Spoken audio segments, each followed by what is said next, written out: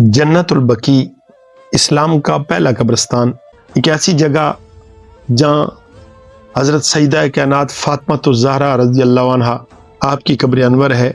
अल्लाह रब्बुल इज़्ज़त की नवाज़िशात हम वक्त आपकी कब्र अनवर पर निछावर हो रही हैं।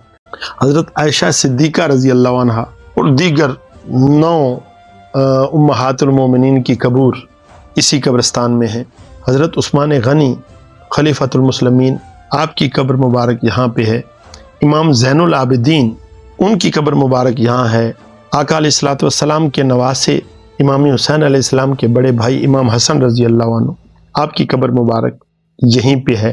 इमाम बाकर रज़ी अल्लाह अन्हु आपकी कब्र मुबारक इसी कब्रिस्तान में है। इमाम जाफ़र तैयार रज़ी अल्लाह अन्हु उनकी कब्र मुबारक वो भी जन्नतुल बकी में है।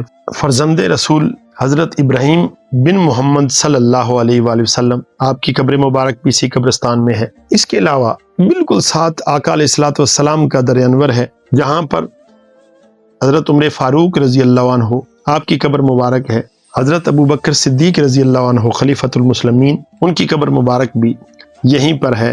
और सबसे बढ़कर ये इस जन्नतुल बकी के कुछ कदमों के फासले पर आका अलैहिस्सलातु वस्सलाम का दर अनवर है। गुंबद खज़रा है, आप वहाँ आराम फरमा रहे हैं। रूए ज़मीन के चप्पे चप्पे शख्स को, एक एक फर्द को आका अलैहिस्सलातु वस्सलाम मुलाजा फरमा रहे हैं। जब इतनी बरकतें किसी जगह पर हों तो वहाँ पर बख्शिश लाज़म हो जाती है। ये वजह है कि हर शख्स यहाँ पे अपनी तदफीन चाहता है, दुआ मांगता है, या रब्बुल इज़्ज़त आका अलैहिस्सलातु वस्सलाम की गुंबद खज़रा के साए में मौत अता कर, वहीं पे तदफीन जो है वो नसीब में फरमा।